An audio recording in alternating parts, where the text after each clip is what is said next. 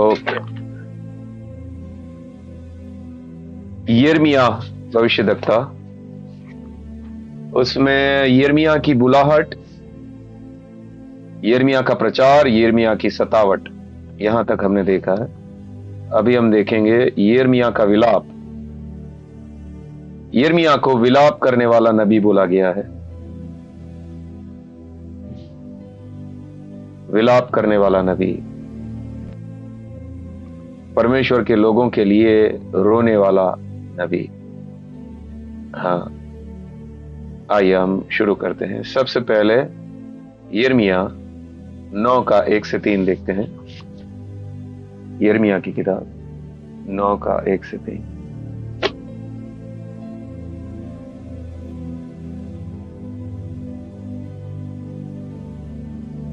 भला होता कि मेरा सिर जल ही जल और मेरी आंखें आंसुओं का सोता होती, कि मैं रात दिन अपने मारे हुए लोगों के लिए रोता रहता।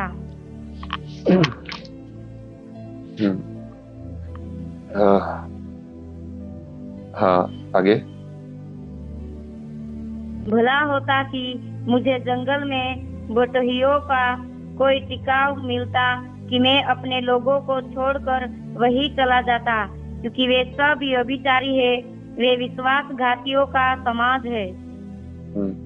लोगों का पाप देखकर उसको रोना आ रहा है। हाँ, आगे। अपनी अपनी जीभ को वे धनुष के समान झूठ बोलने के लिए तैयार करते हैं, और देश में बलवंत तो हो गए, परंतु सच्चाई के लिए नहीं। वे बुराई पर बुराई बढ़ाते जाते हैं, और वे मुझ को जानते ही नहीं। यहोवा की यही वाणी है। परमेश्वर को ये लोग नहीं जानते, और वो रो रहा है उनकी हालत देखकर।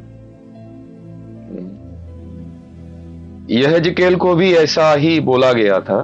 देखिए यहेजकेल की किताब 9 का 4।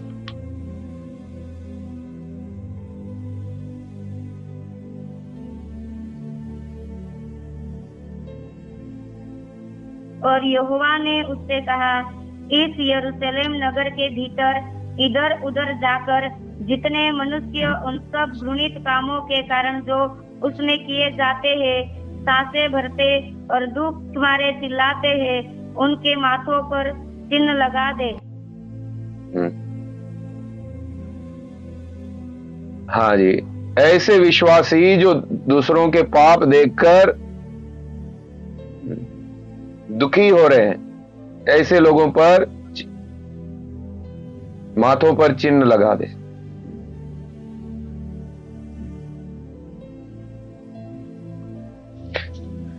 मतलब वो सच्चे विश्वासी है, दूसरों के पापों में भागी नहीं होते, लेकिन दूसरों के पापों को देखकर करा रहे हैं, रो रहे हैं, चिल्ला रहे हैं। किसी का मोबाइल आवाज कर रहा है। यिर्मयाह इस्राएल के पाप को देखकर रो रहा है, उसकी आंखों से आंसू बह रहे हैं।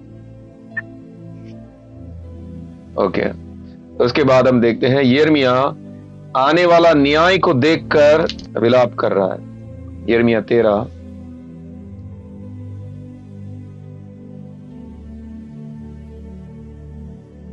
15 से 19। देखो और कान लगाओ, गर्व मत करो, क्योंकि यहोवा ने यूं कहा है। हाँ, पढ़ते जाइए। अपने परमेश्वर यहोवा की बड़ाई करो, इससे पहले कि वो अंधकार लाए और तुम्हारे पांव अंधेरे पहाड़ों पर ठोकर खाए। और जब तुम प्रकाश का आसरा देखो, तब वो उसको मृत्यु की छाया में बदल दे और उसे घोर अंधकार बना दे। आगे। पर यदि तुम इससे न सुनो, तो मैं अकेले में तुम्हारे गर्व के कारण रहूंगा, और मेरी आंखों से आंसुओं की धारा बहती रहेगी, क्योंकि यहोवा की भेड़ें बंधुआई कर ली गई है। हाँ, आगे। राजा और राजमाता से कहो, नीचे बैठ जाओ, क्योंकि तुम्हारे सिरों के शोभायमान मुकुट उतार लिए गए हैं। दक्षिणी देश के नगर घेरे गए हैं, क्योंकि उन्हें बचा न सकेगा। संपूर्ण यहूदी जाति बंदी हो गई है, वो पूरी रीति से बंधुआई में चली गई है। हाँ हाँ, आने वाला न्याय को देखकर विलाप कर रहा है, रो रहा है। हाँ, मसीही लोगों को भी, जो विश्वासी अपने आप को कहते हैं, और कलीसिया की हालत जिस प्रकार की है, एक सच्चा विश्वासी ढूंढना मुश्किल है। मैं आपको बोल रहा हूं, जैसा ये यिर्मयाह के समय में हालत थी, वैसी ही हालत है। अभी हमने पढ़ा, वो लोग बड़े तो बन गए, लेकिन अच्छाई के लिए नहीं, बुराई करने के लिए। यिर्मयाह की शादी नहीं हुई थी, यिर्मयाह 16:1-4। उसको इसलिए मना किया गया था। देखिए, यिर्मयाह को शादी करने से मना किया गया। क्यों मना किया? 16:1-4। यहोवा का यह वचन मेरे पास पहुंचा, इस स्थान में विवाह करके बेटे बेटियां मत जन्मा। हाँ, शादी करके बेटे बेटी बच्चे पैदा मत कर। क्यों? आगे, क्योंकि जो बेटे बेटियां इस स्थान में उत्पन्न हो, और जो माताएं उन्हें जने, और जो पिता उन्हें इस देश में जन्माए, उनके विषय यहोवा यूं कहता है, वे बुरी बुरी बीमारियों से मरेंगे। उनके लिए कोई साथी न पीटेगा, न उनको मिट्टी देगा। वे भूमि के ऊपर खाद के समान पड़े रहेंगे। वे तलवार और महंगी से मर मिटेंगे, और उनके शव आकाश के पक्षियों और मैदान के पशुओं का आहार होंगे। हाँ जी, यिर्मयाह को शादी करने से रोका गया था, क्योंकि एक बहुत भयानक समय आ रहा है और बच्चों की हालत ऐसी होने वाली है। बच्चे बीमारियों से, बुरी बुरी बीमारियों से मरेंगे। वो ऐसे फेंक दिए जाएंगे, रास्ते पर पड़े रहेंगे बच्चे, उनको कोई गाड़ने वाला भी नहीं होगा, खाद के समान पड़े रहेंगे, तलवार से मारे जाएंगे। उसको जानवर खाएंगे, बच्चों को आकाश के पक्षी खाएंगे, जंगल के जानवर खाएंगे। इसके लिए तो शादी मत कर। बच्चों की हालत ऐसी होने वाली है। हाँ, यिर्मयाह को शादी करने से मना किया गया था। ओके, अब हम देखते हैं यिर्मयाह को विलाप करने के लिए कौन सी बात की वजह से वो विलाप करता था। उस बात को देखते हैं। अभी जाएंगे विलाप गीत में।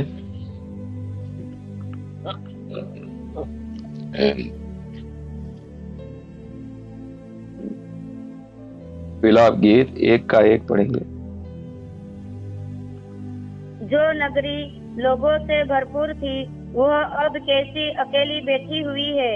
वो क्यों एक विधवा के समान बन गई। वो जो जातियों की दृष्टि में महान और प्रांतों में रानी थी, अब क्यों कर देने वाली हो गई है। अब क्यों कर देने वाली, कर यानी टैक्स देने वाली हो गई। हाँ, यरूशलेम की हालत को देखकर वो विलाप कर रहा है। एक समय में ये रानी जैसी थी यरूशलेम, लोगों से भरी हुई, लेकिन अब ये संकट आ गया। उसके बाद ये स्थिति ऐसी बनने के बाद विलाप कर रहा है। सब उजड़ गया है। 40 साल उसने भविष्यवाणी की, किसी ने नहीं सुना। अब परमेश्वर का न्याय पड़ा। बेबीलोन का राजा आकर खंडर बनाकर चला गया, और तब यिर्मयाह ये सब स्थिति में विलाप कर रहा है।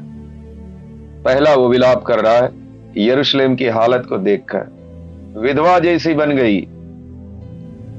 पहले तो यहां पे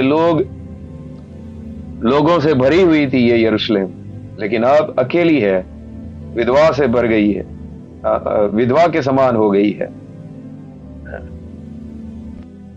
अब इसको टैक्स देना पड़ रहा है, कर देने वाली बन गई। ओके, यरूशलेम की हालत देखकर वो विलाप कर रहा है। दूसरा, मंदिर की हालत को देखकर विलाप कर रहा है।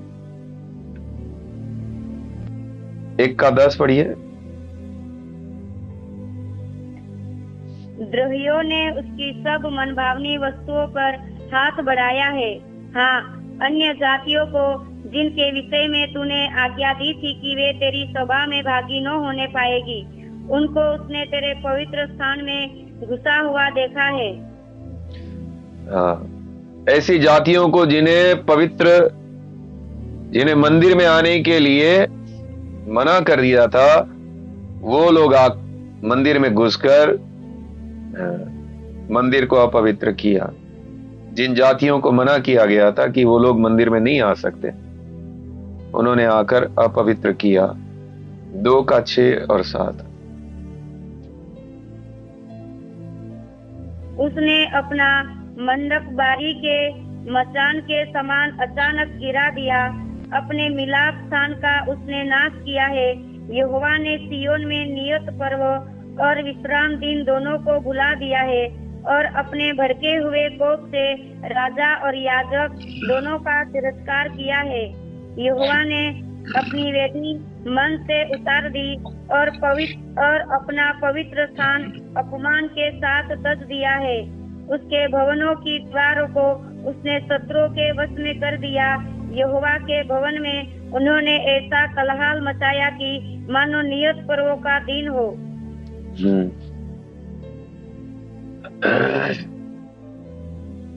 गिरा दिया गया, मंडप बारी के मचान के समान गिरा दिया गया। मिलाप स्थान नाश किया गया। वेदी को तोड़ दिया गया।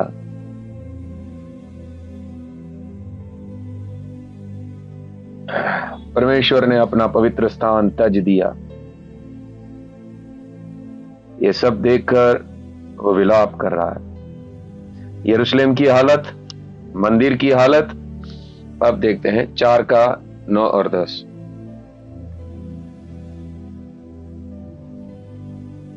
तलवार के मारे हुए भूख के मारे हुओं से अधिक अच्छे थे। भूख, अकाल पड़ गया। अगर तलवार से मर जाते तो एक ही बार में मर जाते, लेकिन ये बिना भूख, बिना खाने के कितना दिन तड़प रहे हैं लोग। हाँ, जिनका प्राण खेत की उपज बिना भूख के मारे सूखता जाता है। हाँ जी, खाना नहीं है। हाँ, आगे। दयालु स्त्रियों ने अपने ही हाथों से अपने बच्चों को पकाया है। मेरे लोगों के विनाश के समय वे ही उनका आहार बन गए। ओह, दया करने वाली औरतें अपने बच्चों को खुद पका कर खाई, ऐसी भूख मरी।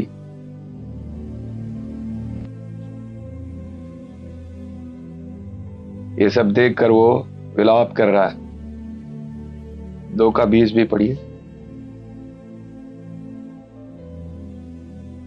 यहोवा का अभिषिक्त जो हमारा प्राण था और जिसके विषय हमने सोचा था कि अन्य जातियों के बीच हम उसकी शरण में जीवित रहेंगे, वह उनके खोदे हुए गड्ढों में पकड़ा गया।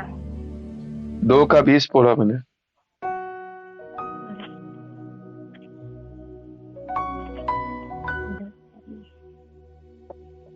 हे यहोवा, दृष्टि कर और ध्यान से देख कि तूने यह सब दुख किसको दिया है।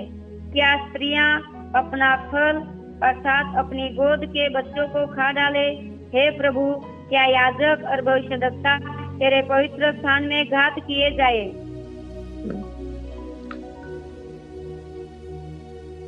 अपनी गोद के बच्चों को औरतों ने खाया। वो हालत कैसी हो गई है यरूशलेम की। परमेश्वर की आशीष एक तरफ और अभी जो श्राप पड़ा है परमेश्वर का एक तरफ। इसी धरती पर ऐसी हालत होने वाली है, भयानक स्थिति आने वाली है इसी धरती पर।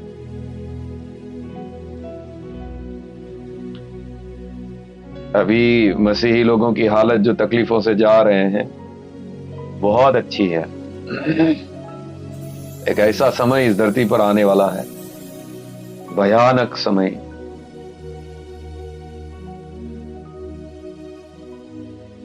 नदियों को खून बना देगा प्रभु, लहू पिलाएगा, ऐसे ऐसे फोड़े निकलेंगे।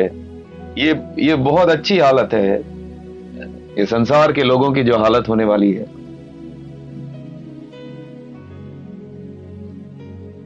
ओके, 1-3 पढ़ेंगे।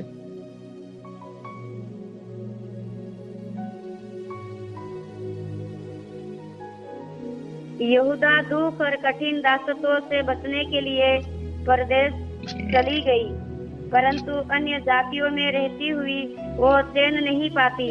उसके सब खदेड़ने वालों ने उसकी सकेती में उसे पकड़ लिया है। हाँ जी, उसको बंदी बना कर लेकर गए, यहूदा को बंदी बना कर लेकर गए और उनको खदेड़ा, भगा भगा कर उनको पकड़ा।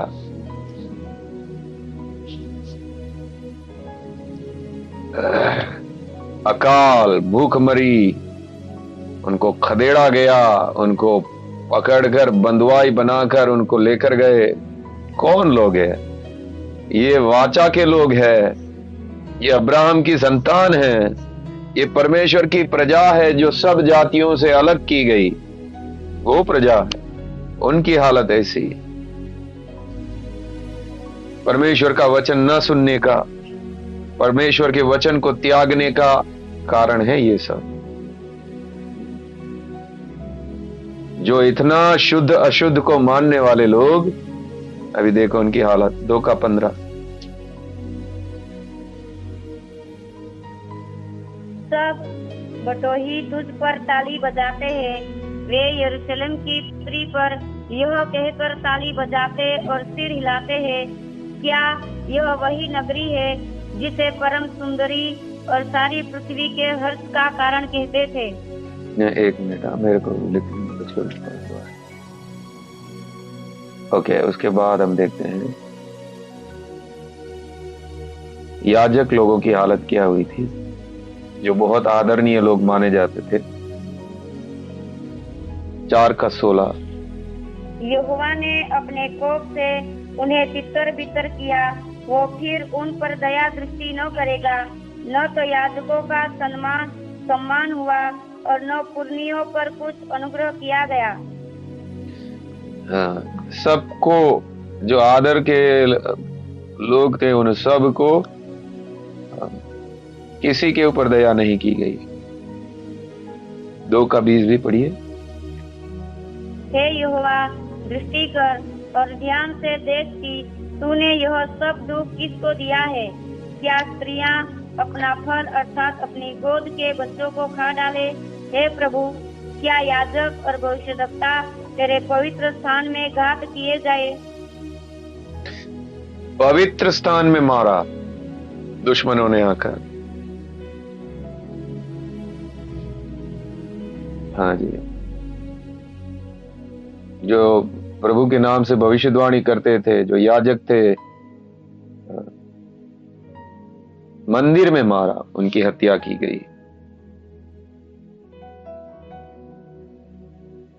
21 से पढ़िए आगे।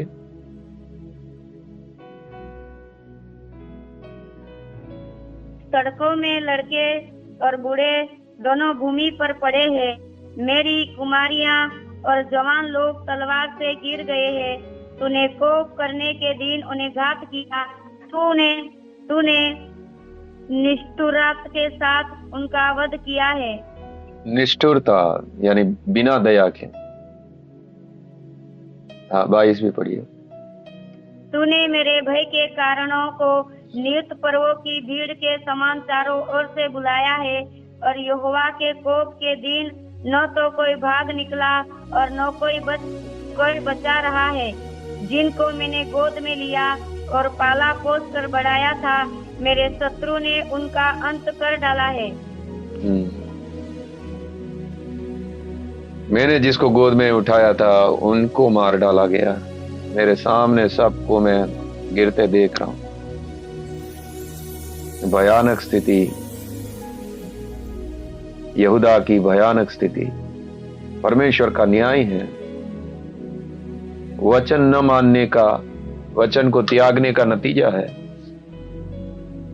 यिर्मयाह की प्रार्थनाएं देखिए कैसा हो रही है। 3:14।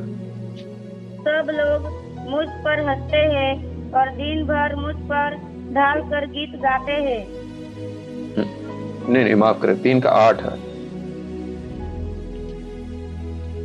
मैं चिल्ला के दुआई देता हूँ, तो भी वो मेरी प्रार्थना नहीं सुनता। परमेश्वर प्रार्थना नहीं सुन रहा है। कौन सी प्रार्थना नहीं सुन रहा है? इन लोगों को बचाने की। 40 साल उनको मौका दिया गया। अब एक ही चीज होगी, इन लोगों के ऊपर न्याय ही पड़ेगा। अब किसी की प्रार्थना नहीं सुनी जाएगी। 44 भी पढ़िए।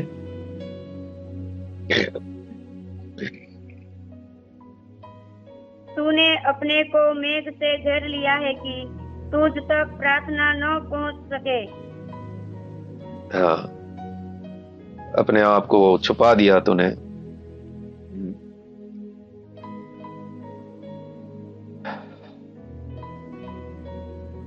यिर्मयाह का टट्टा हो रहा है। 3:14।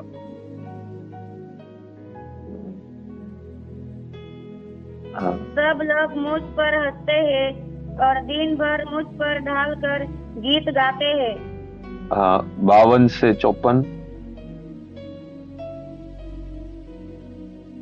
जो व्यर्थ मेरे शत्रु बने हैं, उन्होंने निर्दयता से चिड़िया के समान मेरा आहेर किया है। उन्होंने मुझे गड्ढे में डालकर मेरे जीवन का अंत करने के लिए मेरे ऊपर पत्थर लुढ़काए हैं। 54। मेरे सिर पर से जल बह गया। मैंने कहा, मैं अब नाश हो गया।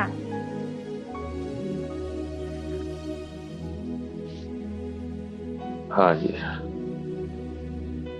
ये सब उसके विलाप के कारण है। 5:14-15 भी पढ़ लीजिए। अब फाटक पर पुरनिये नहीं बैठते, नौजवानों का गीत सुनाई पड़ता है। हमारे मन का हर्ष जाता रहा, हमारा नाचना विलाप में बदल गया है। हाँ जी, यरूशलेम की हालत विधवा जैसी, जो रानी के समान थी अब विधवा बन गई। जो लोगों से भरपूर थी अब अकेली है।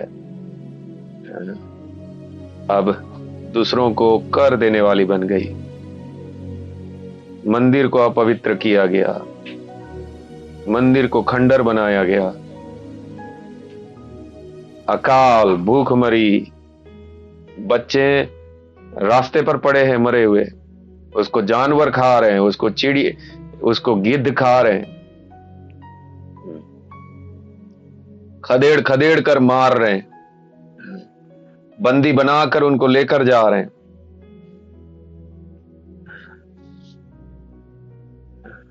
यिर्मयाह का ठट्ठा किया जा रहा है। प्रार्थना, परमेश्वर प्रार्थना सुनना बंद कर दिया। ये सब कारण है यिर्मयाह के विलाप का। वो सब हालत देखकर वो रो रहा है। 1:12 पढ़े।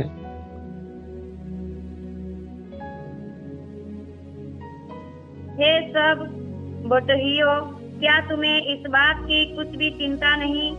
दृष्टि करके देखो, क्या मेरे दुख से बढ़कर कोई और पीड़ा है जो यहोवा ने अपने क्रोध के दिन मुझ पर डाल दी है? हाँ, मेरे दुख से बढ़कर और कोई पीड़ा है क्या? इतनी पीड़ा हो रही है मुझे। ऐसा विलाप हो रहा है उसका। 2:11 से 12। मेरी आंखें आंसू बहाते बहाते धुंधली पड़ गई है, मेरी अंतड़ियां ऐसी जाती है। मेरे लोगों की पुत्री के विनाश के कारण मेरा कलेजा फट गया है, क्योंकि बच्चे वरन दूध पीते बच्चे भी नगर के चौक में मूर्छित होते हैं। वे अपनी अपनी माता से रोकर कहते हैं, अन्न और दाख मधु कहाँ है? वे नगर के चौकों में घायल किए हुए मनुष्य के समान मूर्छित होकर अपने प्राण अपनी अपनी माता की गोद में छोड़ते हैं। भूख के कारण बच्चे माँ के गोद में मर रहे हैं, और ये सब देखकर आंसू बहाते बहाते मेरी आंखें धुंधली हो गई, मेरी अंतड़ियां ऐंठ रही है, मेरा कलेजा फट रहा है ये सब देखकर। बच्चों की हालत, बच्चे अपने माँ से पूछती है खाना चाहिए, और उसकी माँ की गोद में मर रहे हैं। और ये अनगिनत लोगों के साथ ऐसा हो रहा है। वो अत्यंत क्रूर था ये राजा नबूकदनेस्सर, बिना दया के उसने ये सारा किया। और परमेश्वर ऐसे क्रूर को ही खड़ा किया, क्योंकि परमेश्वर को अपना न्याय पूरा करना था। ये है परमेश्वर का न्याय। न्याय में बिल्कुल दया नहीं है। वो नरक की सजा क्यों है? न्याय में बिल्कुल दया नहीं है। देखिए, हमारे ऊपर जितने भी अत्याचार होते हैं उसमें परमेश्वर का नियंत्रण है। परमेश्वर हमको जितना भी हमको तकलीफें होती है उसमें परमेश्वर की दया शामिल है। वो हद से बाहर नहीं जाने देता। लेकिन परमेश्वर जिसका न्याय करता है उसको तो वहां पे बिल्कुल दया नहीं करता है। ये अपने लोगों के ऊपर न्याय पड़ रहा है। परमेश्वर के खुद के लोग हैं, वाचा के लोग हैं। कैसी हालत है? बिल्कुल दया नहीं। चुप होकर परमेश्वर साइड में चला गया है, प्रार्थना भी नहीं सुन रहा है, कुछ नहीं, ये रो रहा है।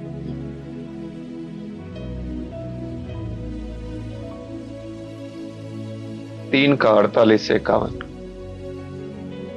मेरी आंखों से मेरी प्रजा की पुत्री के विनाश के कारण जल की धाराएं बह रही है। आ गया। मेरी आंख से लगातार आंसू बहते रहेंगे जब तक यहोवा स्वर्ग से मेरी ओर न देखे। अपनी नगरी की सब स्त्रियों का हाल देखने पर मेरा दुख बढ़ता है। जो व्यर्थ मेरे शत्रु बने हैं, उन्होंने निर्दयता से चिड़िया के समान मेरा आहर किया है। उन्होंने मुझे, ठीक है, वो देर पड़ा था। जल की धाराओं की तरह बह रही है, आंख से आंसू लगातार बहते रहे। हाँ, ऐसा विलाप किया हुआ कोई नहीं है। और बहुत अच्छा है, ये बहुत सुहावना है ऐसा विलाप करना। आने वाला न्याय को देखकर विलाप करना, लोग वचन को ठुकराते हुए देखकर विलाप करना, लोग पाप में जीवन बिता रहे हैं, पाप से मन नहीं फिरा रहे हैं, उसको देखकर विलाप करना।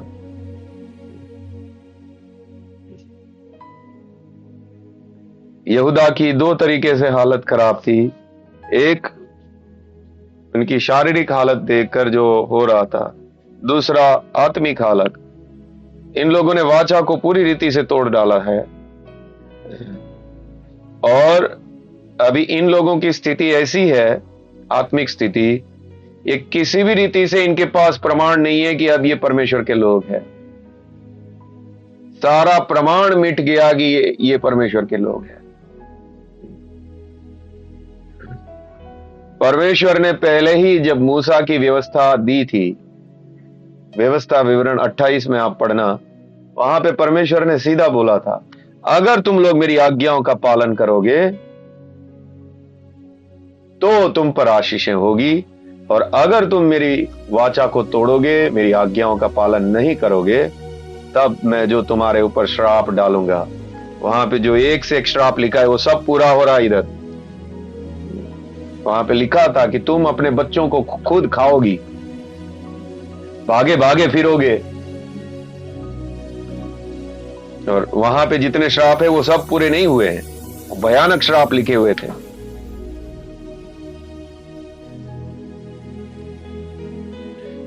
परमेश्वर के वचन न मानना। अभी भी जो कलीसिया की हालत है,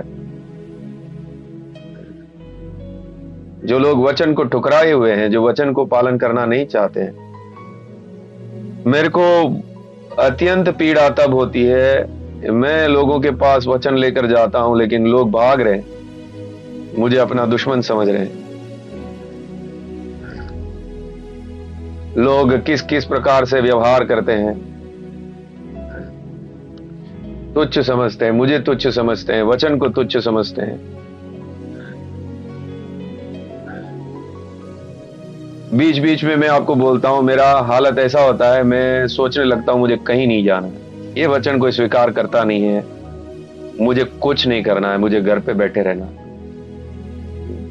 और कुड़कुड़ाता हूं मैं।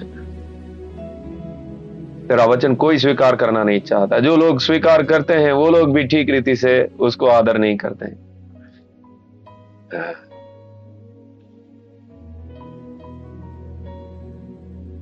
हाँ जी, विलाप होना बहुत अच्छी बात है। लोगों की आत्मिक हालत को देखकर, आने वाले न्याय को देखकर विलाप एक विश्वासी के अंदर होना चाहिए। अगर आपकी आंखें खुली हुई है तो आपको विलाप, और आपको सहन करना चाहिए। जैसे यिर्मयाह को सहन करना पड़ा, ये सारा कुछ उसको सब सहना पड़ा। लोगों ने वचन को ठुकराया, उसको सताया, उसको कुएं में डाल दिया, वो दलदल वाले गड्ढे में डाल दिया, सारा सतावट उसको होना पड़ा।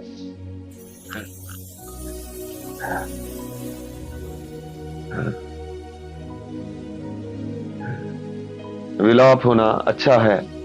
अगर हम सच में आत्मा के द्वारा विलाप करते हैं, बहुत अच्छा है।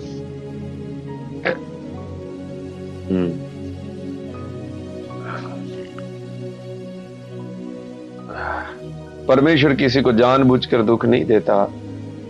3 का 31 से 33 पढ़ेंगे।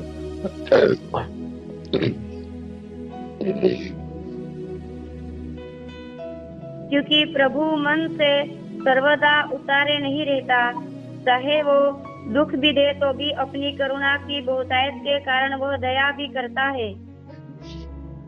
आगे, क्योंकि वह मनुष्य को अपने मन से न तो दबाता है और न दुख देता है। हाँ, वो अपने मन से ये सब नहीं करता, वो उसका स्वभाव नहीं है ये सब करने का। ये तो उसका न्याय सिंहासन पर उसको करना पड़ता है, उसको सच्चा न्याय भी करना है। जो लोग पाप करते हैं उसको सजा भी देनी है। वो अपने मन से तो दया करना चाहता है, लेकिन लोग जब नहीं सुनते, उसकी दया की हद देखो, वो कितना विलंब से कोप करता है। 40 साल तक वचन दिया, 40 साल के बाद न्याय को भेजा। 40 साल कितना होता है?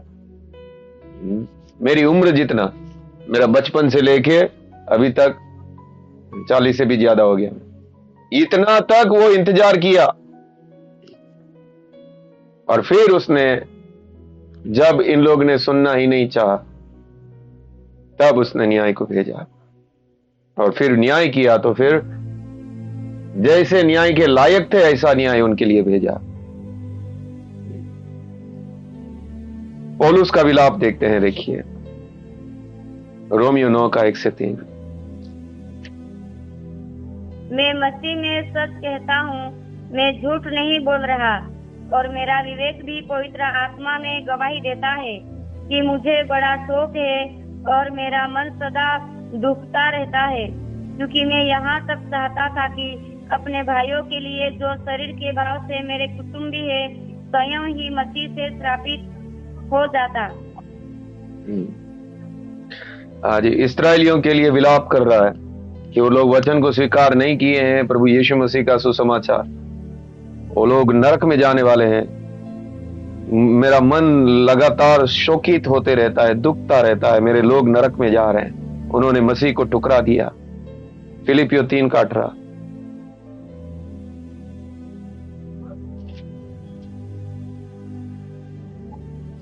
क्योंकि बहुत से ऐसी चाल चलते हैं जिनकी चर्चा मैंने तुमसे बार बार की है, और अब भी रो रो कर कहता हूँ कि वे अपनी चाल चलन से मसीह के क्रूस के बैरी है। वो झूठे सेवकों को देखकर रो रहा है और रो रो कर बोल रहा है, उसका मत सुनो, वो लोग तुम्हें भटकाएंगे, तुम्हें नरक में ले जाएंगे। और हम जब झूठे सेवकों के बारे में बोलते हैं तो बोलते हैं न्याय मत करो लोगों का। अरे वो नरक में लेकर जा रहे हैं कलीसिया के लोगों को। क्या उनको चुपचाप उन सबको इतने सदाकाल की नरक में लेके जाने दें? हम कुछ ना बोले। उनका जब न्याय होगा, ये इन लोगों को चेतावनी भी नहीं मिलेगी किसी को, सीधा नरक है। अभी चेतावनी का समय है, अभी लोगों को बचाने का समय है। इन लोगों के भांडा फोड़ने का समय अब है, इन झूठे सेवकों का, कि इनके पास जीवन का वचन नहीं है। ये लोग तुम्हें शरीर की खुशी देकर नरक में डाल रहे हैं। वो रो रो कर बता रहा है पौलुस उन लोगों को। भजन संहिता 119-136। मेरी आंखों से जल की धारा बहती रहती है, क्योंकि लोग तेरी व्यवस्था को नहीं मानते। हाँ, भजन लिखने वाला भी बोल रहा है, लोग वचन नहीं मानते इसलिए मैं रोते रहता हूं। यशाया 66:10। हे यरूशलेम से सब प्रेम रखने वालों, उसके साथ आनंद करो और उसके कारण मगन हो। हे उसके विषय सब विलाप करने वालों, उसके साथ हर्षित हो। हाँ, सब सच्चे विश्वासियों को बोला जा रहा है जो तुम उसके लिए विलाप करते हो। हाँ, मसीह देखो कैसा विलाप किया। लूका 19:41 से।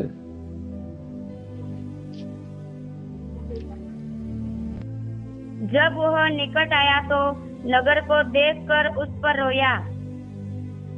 हाँ, क्या आगे?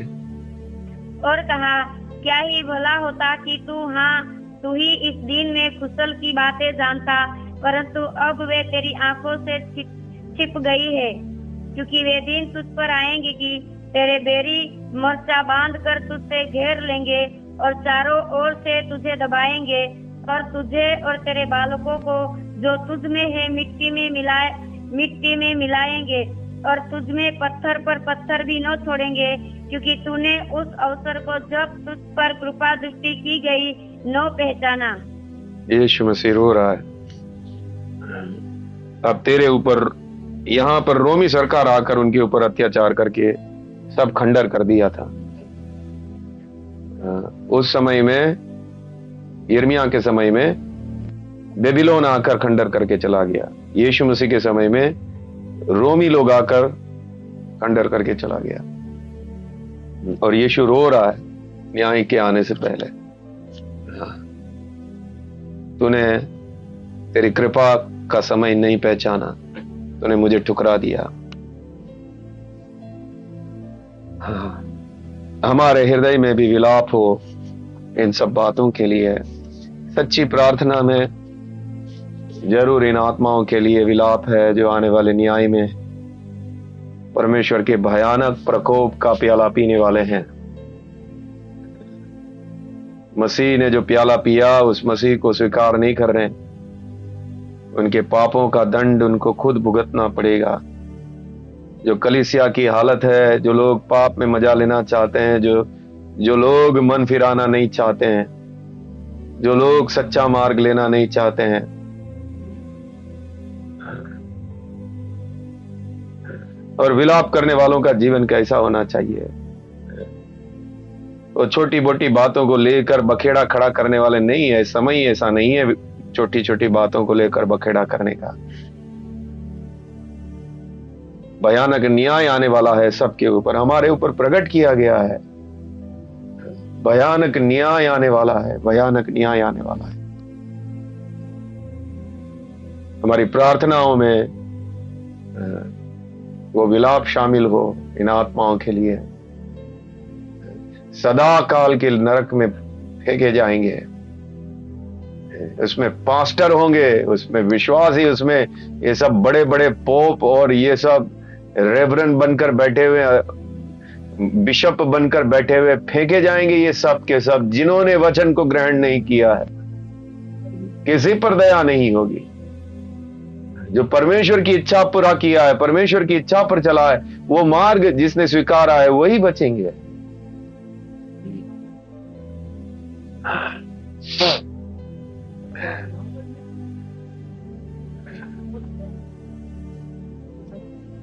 हाँ जी, तो एक बहुत अच्छा बात जो हमको यिर्मयाह से सीखने मिलता है, विलाप करना, हृदय तड़प रहा है लोगों को देखकर, उनकी स्थिति को देखकर, आने वाले न्याय को देखकर। पौलुस तड़पता है अपने जाति भाइयों के लिए, मेरा मन सदा दुखता रहता है। प्रभु यीशु मसीह रो रहा है, रोमी सरकार का न आकर अत्याचार करने से पहले प्रभु ने यहेजकेल को बोला कि जा, जो जो विलाप कर रहे हैं उनके ऊपर चिन्ह कर दे, वो सच्चे विश्वासी हैं। लेकिन जो पाप में भागीदार हो रहे हैं वो सब के ऊपर न्याय पड़ेगा। हम लोग उन पाप करने वालों के साथ नहीं, लेकिन जो पाप कर रहे हैं उनके लिए विलाप करने वालों में हमारा, हाँ, हम शामिल हो। ठीक है, कोई भी एक व्यक्ति आखिरी प्रार्थना।